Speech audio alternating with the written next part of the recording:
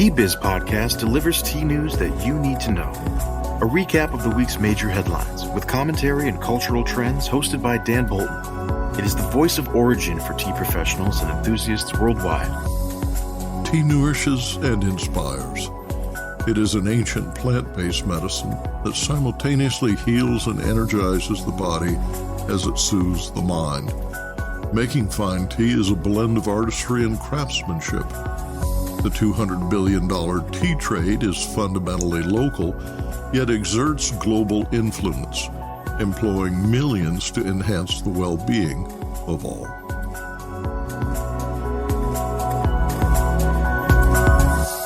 Hello, everyone. Here are this week's headlines. Some of India's bought leaf factories have resumed tea processing following Monday's shutdowns. I record a few World Tea 2024 takeaways, and sustainably grown tea is nearing a quarter of global production. Plus, selling tea in grocery. When asked where they buy their tea, 89% of Canadian consumers prefer supermarkets. This number is even higher in the U.S., with 91% of shoppers buying tea in grocery stores. Grocery is a promising but difficult channel for specialty tea wholesalers. These surveys revealed that 36% of shoppers select their tea by brand, underlining the importance of brand recognition in this competitive market. Tea Squared is one of those specialty grocery brands. Tea importer, blender, and wholesaler Frank Weber founded Tea Square in 2013. His initial intent was to supply tea shops, hotels, and restaurants. However, his business has thrived in these sectors and expanded to 1,200 grocery and mass market outlets. Frank joins us on the podcast today to share his insights on the perils and profits of selling tea in grocery. More in a minute, but first, this important message. What makes a perfect cup of Ceylon tea? The perfect cup is from the tea businesses that ensure the protection of all the children living within their tea estates. We salute Kailani Valley, Talawakili, Bogawanthalawa, Harana, and Elliptia tea estates. Support Save the Children, Sri Lanka. West Bengal Chief Minister Mamata Banerjee negotiated the resumption of tea processing by bought leaf factories on Wednesday, ending a 3-day protest. The owners of more than 100 factories, who were at a standstill during the confrontation in Assam and West Bengal, agreed to accept green tea leaves from small tea growers without a maximum residue level certificate, providing immediate relief. According to the Millennium Post, the decision followed a 2-hour meeting at the Jaipugari District Magistrate's office between the North Bengal Tea Producers Welfare Association and 7 organizations representing small growers. On Monday, members of the Assam Bought Leaf Tea Manufacturers Association stopped purchasing non-certified tea leaf, leading many thousands of pluckers to halt work in the early days of the harvest. Manufacturers maintain it is the responsibility of growers to provide laboratory test results certifying that no banned chemicals or unapproved pesticides are present in the teas offered for sale. Few complied, said Krishna Prasad Sharma, secretary of the Assam Tea Growers Association. He told the Sentinel, quote, "It is impractical and not feasible for small growers from other parts of the state to bring samples to Jorhat for testing." He said the Tea Board of India has not issued directions for mandatory testing and certification. The bought leaf factories decided to no longer purchase tea without laboratory certification, he said. He urged the Tea Board and the government to resolve the issue. He said workers in the Jorhat district have stopped plucking green leaves for 7 days. Meanwhile, the Northeastern Tea Association declared it will not accept any green leaves without accompanying test reports from NABL-accredited labs. Business Insight. Arvinda Anantharaman reports on this issue in greater depth in today's India Tea News. World Tea Expo 2024 was a rallying point for the North American tea community and a visible, viable option for foreign tea sellers exploring whether their products are welcome in the widely divergent U.S., Canadian, and Mexican tea markets. This year's conference was exceptional. The tea bar was lively and convenient, and the floor focused more on tea than CBD. Traditional suppliers from China returned in good numbers. Growers from Vietnam, Myanmar, and Tanzania introduced exotic origins and new styles, while mainstays from India, Nepal, Sri Lanka, Kenya, Taiwan, Germany, Japan, and South Korea encouraged sampling to enrich the experience for all. It was great seeing emerging technology at the Palmyra booth and the latest teaware and utensils on display. When presenting at World Tea Expo, I always included a few takeaways. I hope the following 3 stimulate constructive discussion before the March 2025 event. I'll see you there. Number 1, the conference is the beating heart of the event. The boot camp and advanced retail training are finely tuned to North America's highly desirable market, and the presenters are superb. Next year, be sure to schedule and market sessions to ensure a threshold audience of 100 per session. Also, consider an open session following the keynote, a roundtable to discuss pressing topics of importance to the industry, voiced by participants with skin in the game. Growers, brokers, certifiers, retailers, importers, and buyers who are primed to say what's on their minds. Call it Clear the Air. I'd be happy to moderate. Matchups and meetups.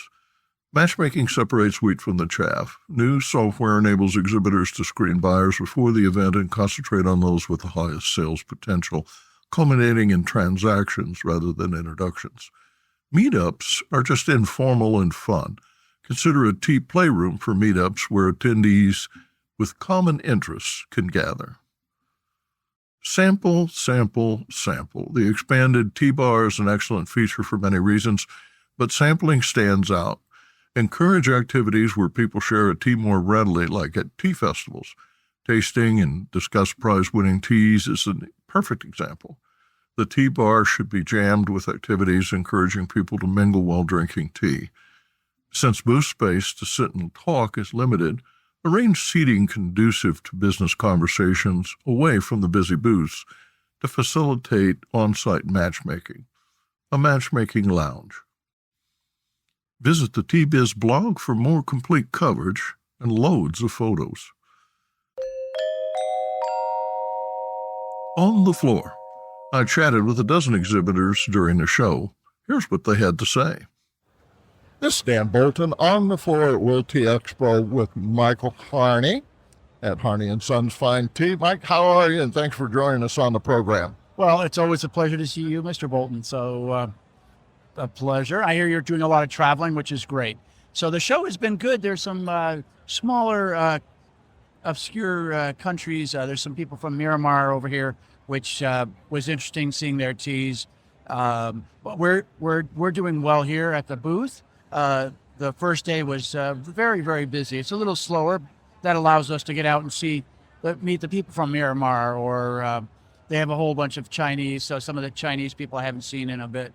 So it's a good time here. And then it's part of, as you can probably hear, the nightclub show, the Restaurant and Bar Expo. So that allows us to get some rum from Puerto Rico or whatever we want. Tell me about your company. My dad started it 41 years ago. My brother and I were here. Paul took off today, but I'm here working hard the second day, and we're 41 years. It's gotten to be a great thing. We get some of these new people that are just getting the business. How did it happen? I said, I have no idea. I just put one foot in front of the other. Next thing you know, we've gotten kind of a little bit bigger there, Daniel. One of the finest tea brands in the world, without question. This is Dan on the floor at World Tea Expo. This is Dan Bolton with Tea Biz on the floor at World Tea Expo. I'm with Lars at Defleson & Bach. Hi, Lars. Hi, nice to meet you. Tell me about the show. Show's been great so far. So for me, it's the first time here actually. Never been here before, and I'm quite surprised by how many people came by. So yesterday was really busy. A lot of stuff to do, a lot of customers, a lot of new contacts coming by. And yeah, today's also nice. Meeting a lot of interesting people and also seeing some suppliers, some customers. So yeah, so far, really liked it. Tell me a little about your company. So our company is based in Hamburg, Germany. We started out in Germany in 1836, so quite a long history. And yeah, we do orthodox teas, so without flavoring. We do fruit teas, herbal teas, with or without flavoring. All the blending, all the teas are imported into Germany, Hamburg, in our main office. That's where we do the blending, the packaging. And then we have a subsidiary here in the US, our Chicago office, which are responsible for the US customers, for the Latin American customers. And yeah, everything they need, we ship over here. And yeah, we are focused on specialty teas, loose leaf qualities. We also do a lot of accessories, which we import ourselves. Some coffee as well on the side. So yeah, lot of business. Thank you so much. This is On the Floor with Dan Bolton at World Tea Expo. This is Dan Bolton on the floor at the tea vendor booth with Bob and Shaw. Tell us about the show, Bob. Well, so far we've had a pretty good show. A lot of foot traffic on day one. Day two was a little bit slower, but definitely a lot of good foot traffic on day one. Met a lot of existing customers, met some potential new customers. We've done something a little bit different with our booth this year, where we're trying to promote our new platform, Tea Vendor. So the way I would describe Tea Vendor is, think of it as a marketplace for B2B that people can go to for tea. And so as part of that, we're promoting some of the brands that are going to be launched on teavendor.com. Young Mountain Tea, which is doing Kamalan tea, that's the region of India in the north. We have Just Tea, that's bringing in teas from Nandi Hills in Kenya. So those are just some examples of brands that will be. What a great concept. A marketplace of tea and single origin, high quality teas that have not just a reputation for quality with your company, but all of the convenience and logistical benefits of a larger, well-established firm. Thank you so much for taking time with us today. Thank you. This is Dan Bolton on the floor at World Tea Expo. I'm with Jay Shri Tea. And Vishal, tell me about the show. Hi all. This is a very nice show, and we keep coming every year. For last 2 years, we are taking booth because we think that US is an upcoming market. It's gradually turning from a coffee drinking nation to a tea drinking nation, and we are very excited for the same. And for the future also, we will keep on coming, and hopefully our business grows in US. Yeah, so Jayashree Tea is one of the largest tea producing companies in India, having tea plantations in Assam, Darjeeling, Duas, Terai, and all our Assam tea estates are RA certified, and Darjeeling are all RA certified, and one estate namely Rishi Art, is organic as well as fair trade. So our products are very niche, and they cater well to the US market. We produce very good orthodox and CTC teas during second flush, and our Darjeeling first flush and second flush is just too good.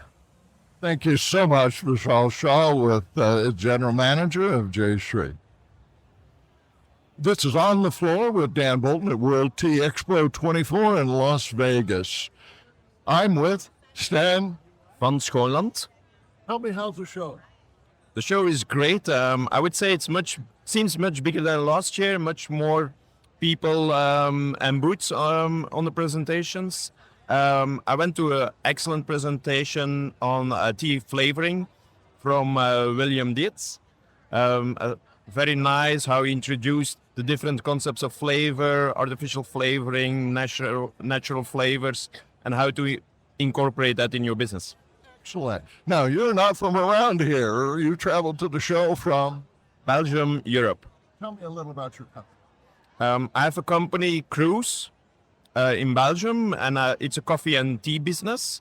I roast my own coffees and I make my own tea blends, and I give presentations on tea and chocolate pairing and on tea and artificial intelligence. Thank you so much for joining us on the floor at World Tea Expo. Now, just take a sec. This is Dan Bolton on the floor at World Tea Expo at the Sugimoto Tea booth, and I'm with Noli.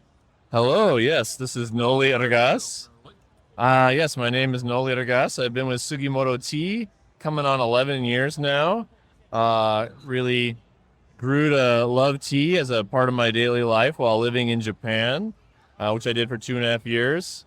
And then I came back and wanted to work with a Japanese company, use my Japanese language and culture knowledge. And Sugimoto Tea happened to be hiring when I returned to Seattle. Tell me a little about your show. How was your show? The show? Well, the show has been, I will say the traffic has been a little lighter than last year and the year before, which I think might be because there's a lot more pure, true tea here at the show, at the World Tea Expo, compared to some recent years. So I think people have a lot more choices, and I'm glad that they're still choosing us, but they also have a lot more like teas from China and teas from other parts of Japan to choose from now as well. Tell me about your company. Yeah, Sugimoto Tea Company has been making tea in Japan since 1946 in the aftermath of the last World War. A lot of Japanese people were trying to figure out life again, and my boss's grandfather started making tea in Shizuoka, and they've been making tea there for the last 7 years now. And we started, my boss came to Seattle from Japan in about 2005. And since then, we've just been a conduit to bring the tea that's made from the Sugimoto family into the U.S. and then distributing it out through the Americas. Thank you so much. This is Dan on the floor at World Tea Expo. We're on the floor with Tiff Smith from The Tea Smith in Omaha, Nebraska. Tell me about the show. This is, I think, our 20th show that we've been to, and it's absolutely fascinating to see how it's developed over the years.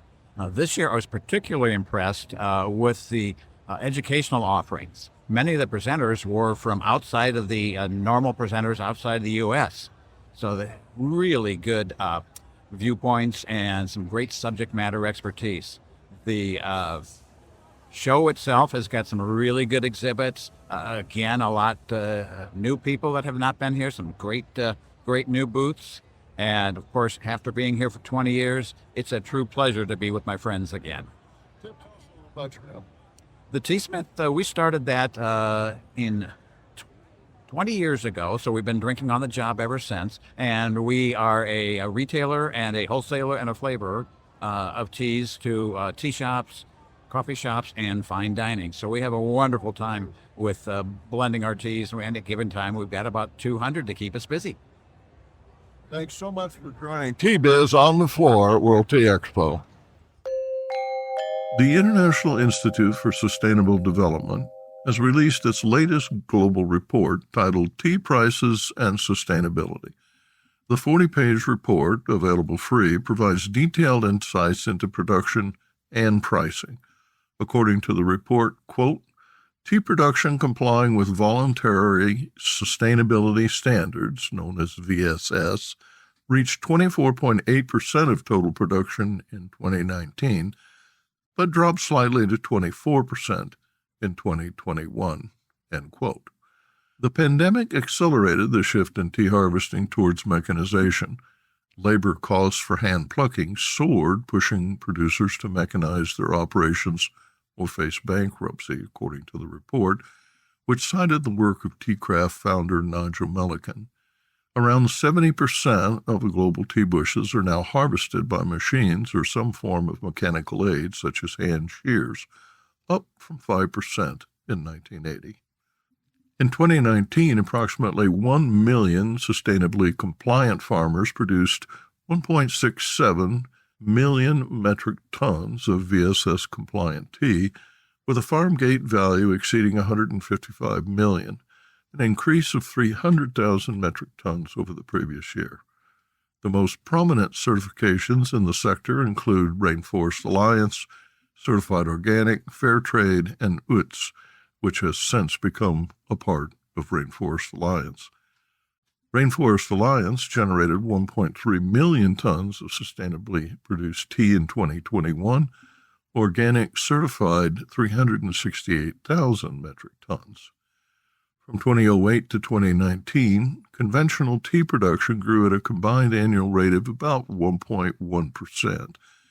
VSS-compliant production grew at a combined annual growth rate of nearly 30% during the same period, but has since slowed to between 12 and 13% during the period 2014 to 2019. Business Insight. The report includes a 10-page dive into tea prices that undermines the case for value addition at origin and efforts to shift the sector towards sustainability. IDII warns of troubling trends. Quote, tea auction prices in real terms, for example, have been declining for 4 decades, with strong drops in the past 3 years due to pandemic-related disruptions to logistics. Prices fell to an all-time low in 2020 due to a combination of low global demand and oversupply in the market, end quote. The report cited Kenyan tea farmers who receive about 16% of the final price at auction, equal to 30 cents per kilo of green tea leaf delivered. Producers' prices in Asian countries, including Sri Lanka and Vietnam, have been slightly higher, averaging 40 cents per kilo. However, in India and Nepal, the average falls to 16 cents per kilo, which is insufficient to cover production costs. Download the report at www.iisd.org or visit the TBiz blog. Next, Arvinda and Antharaman in Bengaluru reports on this week's India Tea News.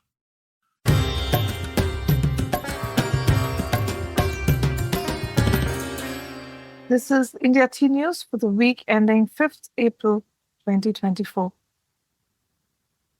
We have news from across the country this week. In Assam, the Assam Bottle Tea Manufacturers Association, or ABLTMA, has stopped production and have not been accepting green leaf as of April 1st.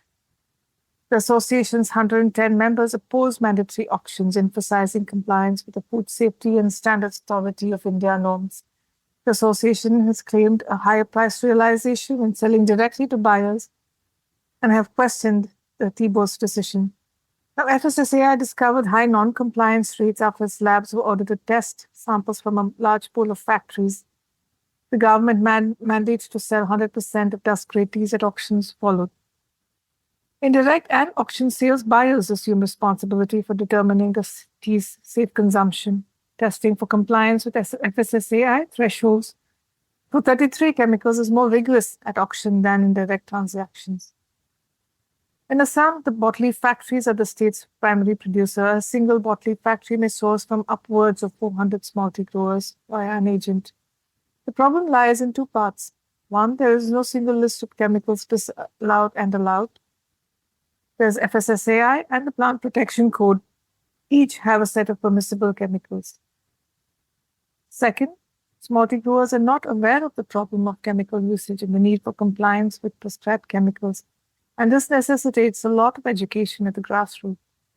One bottle leaf owner called for a ban on the disallowed chemicals in the state, which he says would address the issue to some extent. However, what's banned for tea may be allowed for other crops, so this is not possible. So this raises a question of why tea is under the spotlight right now. Bottle leaf factory owners also say that chemical testing is impossible at the factory level, and even if tests were done here and the chemicals exceeded FSSAI thresholds or PPC thresholds, it would be difficult or impossible to trace the contaminated tea to its source. In any case, no infrastructure is available for checks at this stage, and that's first needed. Following the call to stop production, the Assam state government has intervened and stakeholders expect a resolution soon. The factory owners also say they are committed to processing compliant tea, but add that it needs to be enforced by the tea board at the grower level, and that the concerns with compliance are not limited to bottling factories alone because many estates also procure green leaf from small tea growers. In the South, it's time again for the Golden Leaf Awards. Upasi and Tea Board announced the 19th edition of the Golden Leaf competition. The theme for the year is TGLIA, Teas for Markets. 124 teas have been received from 38 factories across South India, covering the regions of Nilgiris, Wayanad, Anamalais, High Ranges, and Travancore. The first tasting took place on March 30th at Kunur. Details of the final round have not yet been announced, although we now know that the competition's teas will be auctioned on April 22nd. And in West Bengal, 2024 being election year, with polls coming up, Darjeeling planters are asking the centre to intervene and rescue the tea industry from its current crisis. The region has a significant bank of voters from the tea growers community, and they expect to be heard. The North Bengal Hill constituency of Darjeeling is grappling with fast-changing political equations already. Leaders are switching allegiances, parties are receiving support from unexpected quarters. But then again, the political landscape in the constituency has always been tumultuous. Regional forces have always played a deciding role in sealing the fate of National Party candidates amid the overriding sentiment of separate statehood demand. And this year too, Raju Bista has been given a party ticket to retain the seat he won in 2019 by a landslide margin of over 400,000 votes. The BJP, incidentally, has won the constituency since 2009. And now, a word from our sponsor. Hello, I'm Bogdan, a passionate tea drinker and the inventor of the ultimate tea machine, the Brew Maker One. Preparation is key to making fine tea. Sequential steepings deliver the best taste possible and unlock the true value of whole leaf teas and botanicals. Brew automates that process without using any pots or capsules. This simple-to-operate, smartphone-controlled device stores steeping profiles to consistently make great tea at the push of a button. Brew also reduces time, waste, and energy. That's because I engineered the brew to remember control settings for temperature, brewing time, and quantity. Using my patented process lets you stack steep simply and conveniently. When asked where they buy their tea, 89% of Canadian consumers say they prefer supermarkets. This number is even higher in the U.S., with 91% of shoppers buying their tea in grocery stores. Grocery is a promising but difficult channel for specialty tea wholesalers. These surveys also revealed that 36% of shoppers select their tea by brand, underlining the importance of brand recognition in this competitive market. Tea Squared is one of those specialty grocery brands. Tea importer, blender, and wholesaler Frank Weber founded Tea Squared in 2013. His initial intent was to supply tea shops, hotels, and restaurants. However, his business has thrived in these sectors and expanded to 1,200 grocery and mass market outlets. Frank joins us on the podcast to share his insights on the perils and profits of selling tea in grocery.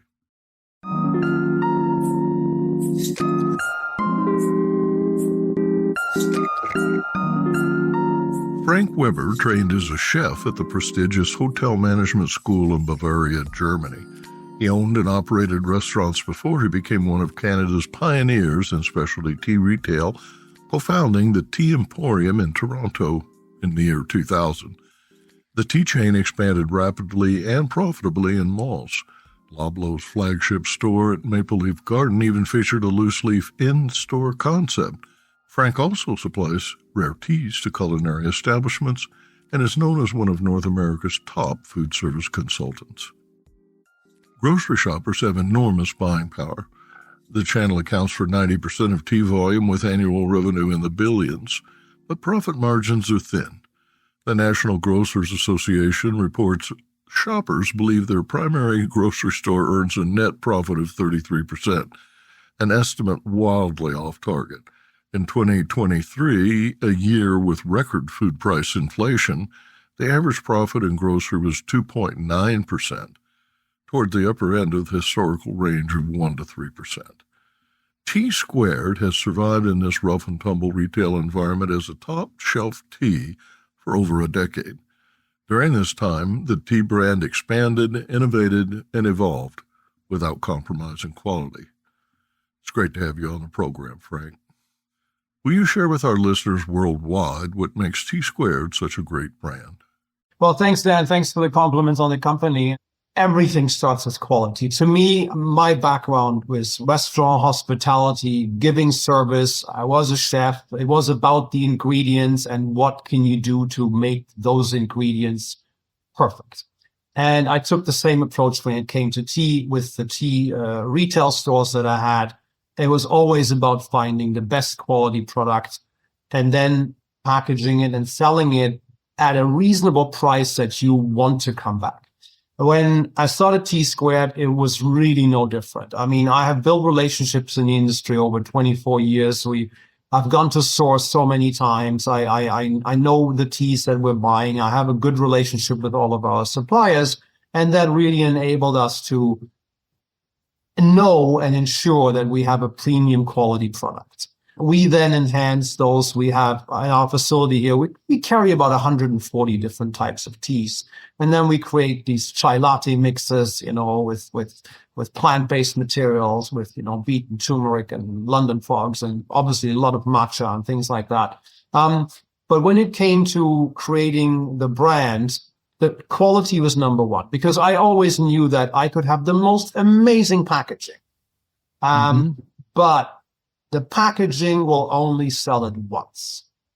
Right. Nobody goes back to buy that beautiful tin or whatever it is on the shelf if the product was inferior or overpriced.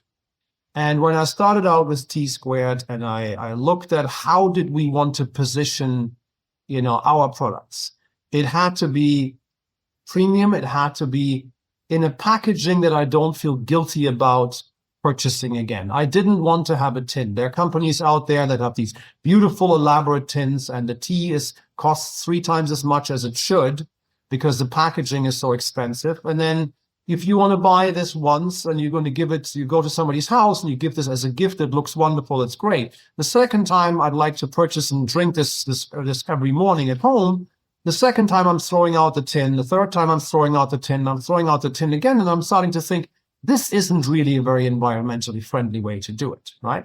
It had to hit all different types of factors. The premium quality, it had to be environmentally friendly, ethically sourced, and it had to be priced in a way that when you purchased T Squared on the shelf and you enjoyed it, that's why you went back.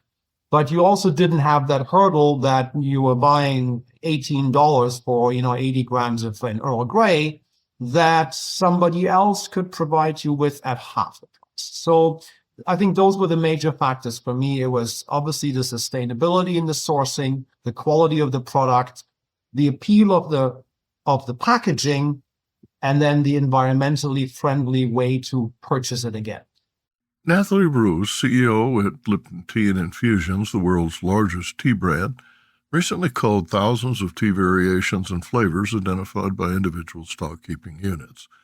8 versions of PG Tips, the company's once market-leading brand, were cut to 4.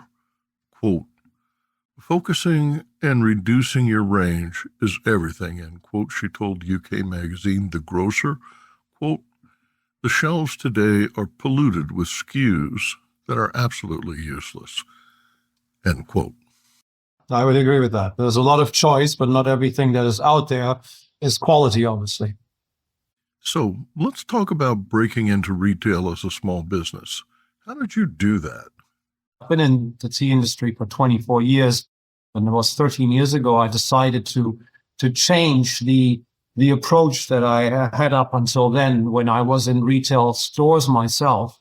I saw an opportunity in the market at the time to bring these teas, these higher end loose leaf teas and specialty teas to mainstream retail, which is something that really did not exist at the time. I mean, when you walked in a grocery store 10 years ago, and even to some extent now, it is still hard to find a premium quality loose leaf tea or even premium quality tea bags.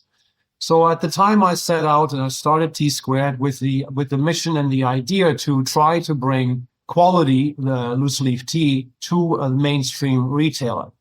At the time, I think we were fortunate enough that other than 24 years ago when I started first in tea and I started to operate some of the retail stores and sell to the consumer myself, that was a very tough time because people did not understand the difference between quality loose leaf tea or for that matter, even between green, black, and oolongs and herbals. So fast forward when I started T Squared, at that time, consumers had undergone an education process by the means of all the different tea specialty retailers that had come to the market by then, including ourselves at the time. It was a slightly easier approach. Now, having said that, selling to large grocery store chains is still a very daunting task for, I think, any manufacturer or anybody in the tea industry that is trying to take that next step, just because the business operates very different than one would think. I mean, as I started out, I thought, well, I have a great product and, why wouldn't these stores want to have premium loose leaf teas if I can provide them, at a great margin for them and everybody should be happy. But it took some time for me to learn all the ins and outs about the grocery store business and what that type of business needs in order to be successful. As you pointed out, 2% margins, 1 to 2% margins at the end of the road is what retail stores are aiming for the most part, and those are razor sharp margins. So there's very, very little room for error there. When I looked at trying to grow into the segment of the market, I put the cart before the horse, which I was told later by one of my distributors. I had a friend who got me a meeting with Sobeys, and at the time I was all ready and had my wonderful packaging, fantastic product, and had it all worked out in my head. And then I went there and they looked at it and they went like, yeah, that's very nice, but no, thank you very much. And then it took a little while for me to realize, what they had to go through in order to bring on a product. Now, luckily, by making that move, I did get another appointment a few months later, and we were looking at a specialty section that they were interested in developing at the time. And so that's how I got the interest of the grocery store chains. But then trying to take the next step is very difficult because you need a distributor. In order for us to sell to a grocery store, they wouldn't accept orders shipped by us direct. They gave me a couple of names and I called them up, and there was not much interest. And to the credit of distributors, and they work in different ways. The US is a whole different model than Canada when it comes to distribution. A distributor in general is not going to be interested to take even the best product and the best tea in the world into their warehouse unless they are able to sell a few hundred cases next week. I got really, really lucky, and I found a distributor who had a more entrepreneurial and refreshing approach to things and saw the future and saw the opportunity in what I was doing with the brand and with the product and the fact that this was an amazing product that just was not out there anywhere to be had. So there was lots of opportunity.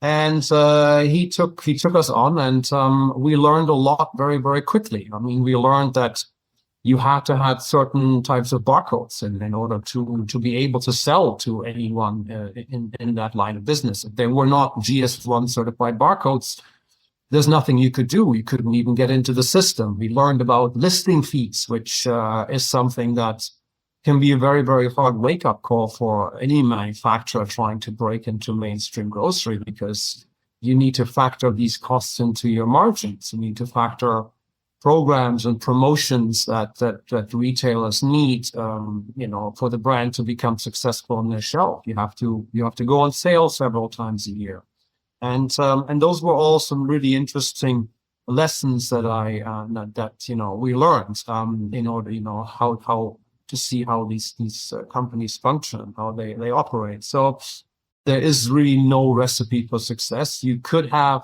the best product. Your product could even be performing very well on the grocery store shelf, but it doesn't mean that it is there to stay. But you could still end up with a new buyer on the desk in 2 years that would look at some numbers and thinks they should make a change, and the product could, be out again. So it is, it's a very different business. It's not an easy business. I mean, it can be rewarding, but getting into it, I would advise to really be eyes wide open and do the homework when it comes to margins. Going back to that interview with Lipton's CEO, Natalie Roos said, quote, "A lot of value has been destroyed in tea. Before we started, the average tea bag price was 2 pence, which is ridiculous." She then asked rhetorically, "With this money, how can we increase retailers' margins? How can we increase and grow the category?" In some lines, Lipton has since achieved an average of 6 pence per tea bag. There's an ongoing conversation in the tea industry about retailers hoarding too much value and driving down prices in a race to the bottom. Is that your sense of what is happening on the grocery shelf? No, I wouldn't say we're racing to the bottom. I think there is a lot of interest in, better quality products, but it is a tough business. And I mean, when you're talking about companies like Lipton, and the volume and the buying power and the powers of persuasion that they have in a grocery segment is obviously worlds apart from what we might have in terms of being able to support a brand, having listing fees, having funds for promotions and things like that. So I don't think that retailers are pushing for a lower cost product at all costs. They certainly are not inviting, price increases, which, I can understand. Everybody needs to make their margin. But we do see higher quality products coming to the shelf and we have been seeing that over the last, 5 to 8 years or so. And I do hope that this trend continues. Well, I think that this trend will continue, and because everything on the store level essentially is driven by the consumer. And that is what we have to understand. And that really essentially is the person who holds the buying power. It is the person who decides which grocery store to shop at and who to give their money to decide, if a product is overpriced in one, I might not purchase it here. I might purchase it somewhere else, or I might purchase a different product. So I wouldn't say that retailers are out to, drive down the quality of the product. I don't think that's the case at all. Has it become difficult and have retailers put stops on price increases, for example? Yes, that absolutely, that happens. There are companies out there that find themselves with increased cost in raw material, but are not able to pass those on to retailers. That for sure, that has happened, right? But I wouldn't paint the retailers now, in the corner and say that they are driving down the market. No.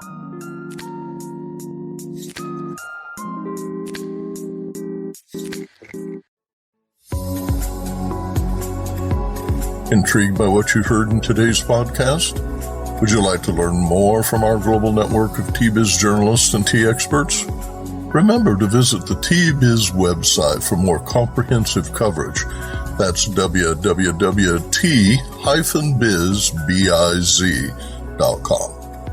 Thanks for listening. Farewell till next week.